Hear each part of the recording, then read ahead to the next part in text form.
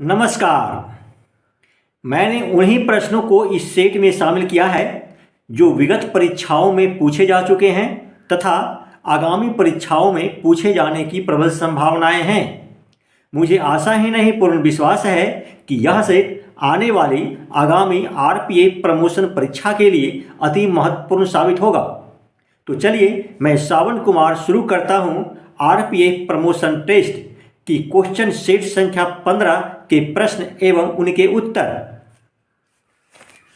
प्रश्न संख्या 1 में मैंने दिया है, भारतीय संविधान के किस अनुच्छेद के उपबंधों के अधीन रहते हुए राज्य के विधानमंडल में कार्य राज्य की राजभाषा या राजभाषाओं में या हिंदी में या अंग्रेजी में किया जाएगा।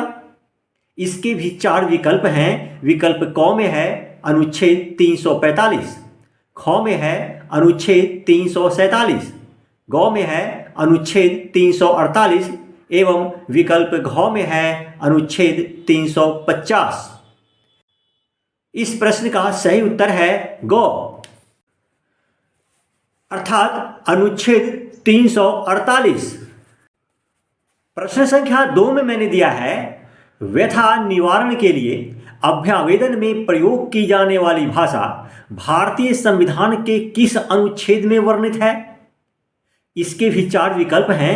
विकल्प क में है अनुच्छेद 350, ख में है अनुच्छेद 349, ग में है अनुच्छेद 347 एवं विकल्प घ में है अनुच्छेद 345। इस प्रश्न का सही उत्तर है क, अर्थात अनुच्छेद 350।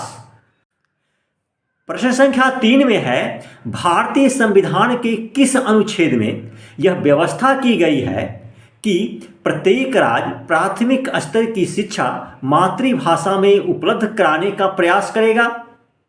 इसके भी 4 विकल्प हैं। विकल्प क में है अनुच्छेद 350, ख में है अनुच्छेद 350 बी, ग में है अनुच्छेद 351 एवं विकल्प घ में है अनुच्छेद 350 ए। इस प्रश्न का सही उत्तर है घ, अर्थात अनुच्छेद 350 ए। प्रश्न संख्या 4 में मैंने दिया है, कौन सी भाषा हमारी 8वीं अनुसूची में शामिल नहीं है। इसके भी 4 विकल्प हैं। विकल्प क में है गुजराती, ख में है राजस्थानी, ग में है डोगरी तथा विकल्प घ में है कश्मीरी। इस प्रश्न का सही उत्तर है ख, अर्थात राजस्थानी। प्रश्न संख्या 5 में है, निम्नांकित में कौन भाषा भारतीय संविधान की 8वीं अनुसूची में शामिल नहीं की गई है। इसके भी 4 विकल्प हैं। विकल्प क में है अंग्रेजी, ख में है संस्कृत, ग में है सिंधी तथा विकल्प घ में है नेपाली। इस प्रश्न का सही उत्तर है क, अर्थात अंग्रेजी।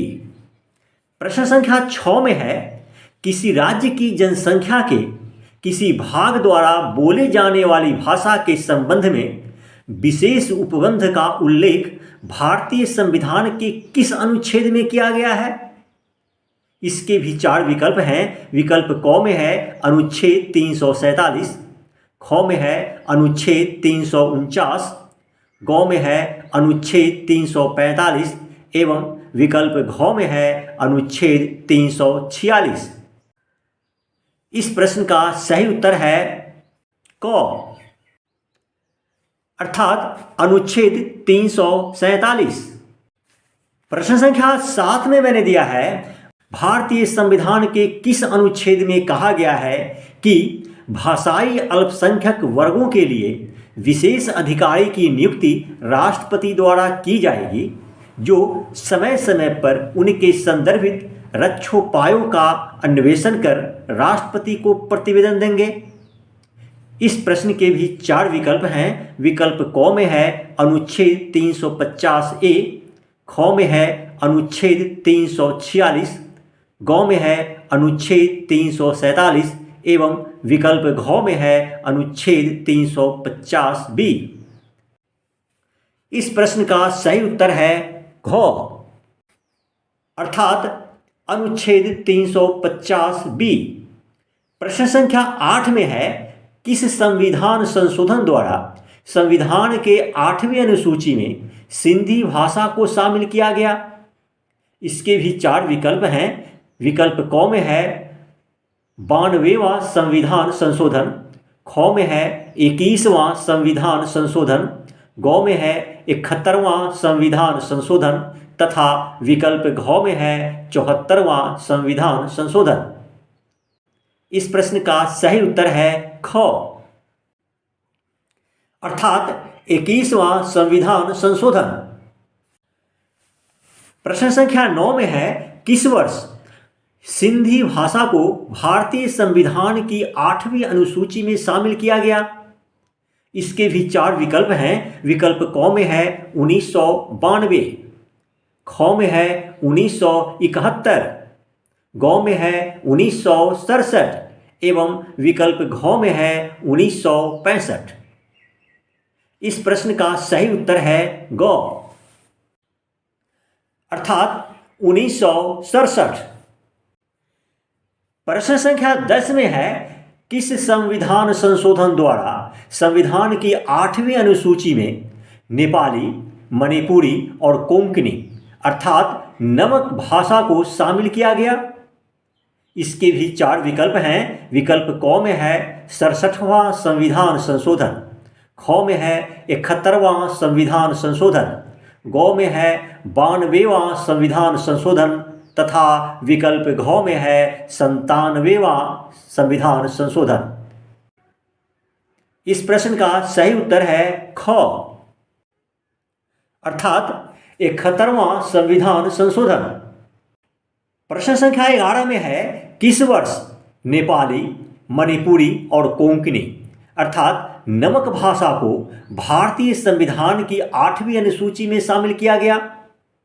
इस प्रश्न के भी 4 विकल्प हैं। विकल्प क में है 1971, ख में है 1975, ग में है 1992 एवं विकल्प घ में है 1997।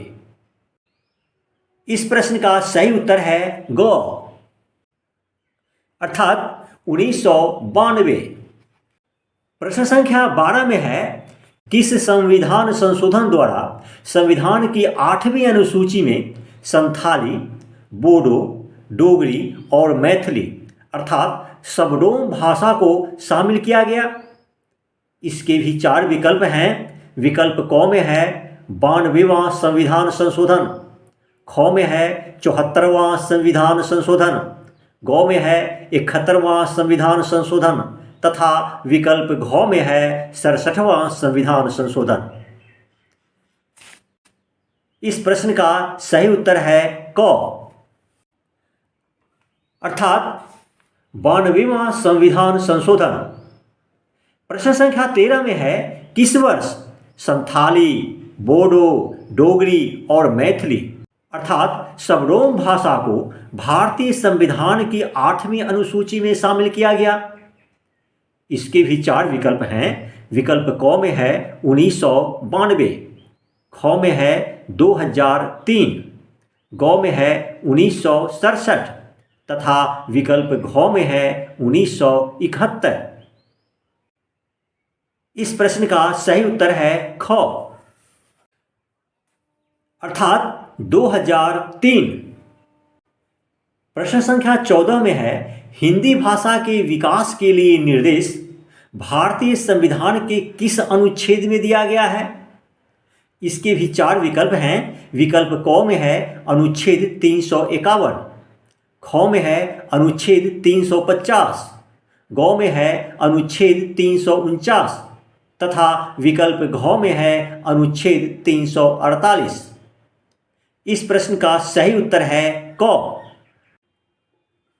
अर्थात अनुच्छेद 351। प्रश्न संख्या 15 में है, भारतीय संविधान की 8वीं अनुसूची में कौन भाषा 2003 में जोड़ी गई? इसके भी 4 विकल्प हैं। विकल्प क में है कोंकणी, ख में है मणिपुरी, ग में है सिंधी तथा विकल्प घ में है संथाली। इस प्रश्न का सही उत्तर है घ अर्थात संथाली। प्रश्न संख्या 16 में है भारतीय संविधान में कितनी भाषाएं क्षेत्रीय भाषाएं के रूप में मान्यता प्राप्त कर चुकी हैं? इसके भी 4 विकल्प हैं। विकल्प क में है 14, ख में है 17, ग में है 22 एवं विकल्प घ में है 24। इस प्रश्न का सही उत्तर है ग अर्थात 22। प्रश्न संख्या 17 में है किस राज्य की राजभाषा अंग्रेजी है? इसके भी 4 विकल्प हैं। विकल्प क में है अरुणाचल प्रदेश, ख में है नागालैंड, ग में है उपरोक्त दोनों तथा विकल्प घ में है किसी भी राज्य की नहीं। इस प्रश्न का सही उत्तर है ग अर्थात उपरोक्त दोनों यानी अरुणाचल प्रदेश एवं नागालैंड। प्रश्न संख्या 18 में है राजभाषा अधिनियम 1963 के अनुसार नियत दिन का तात्पर्य किस तारीख से है? इसके भी 4 विकल्प हैं। विकल्प क में है 26/1/1949, ख में है 26/1/1950, ग में है 26/1/1955 तथा विकल्प घ में है 26/1/1965। इस प्रश्न का सही उत्तर है घ अर्थात 26/1/1965। प्रश्न संख्या 19 में मैंने दिया है राजभाषा अधिनियम 1963 कब प्रवृत्त हुआ अर्थात कब लागू हुआ? इस प्रश्न के भी 4 विकल्प हैं। विकल्प क में है 26/1/1949, ख में है 26/1/1950, ग में है 26/1/1955 तथा विकल्प घ में है 26/1/1965। इस प्रश्न का सही उत्तर है घ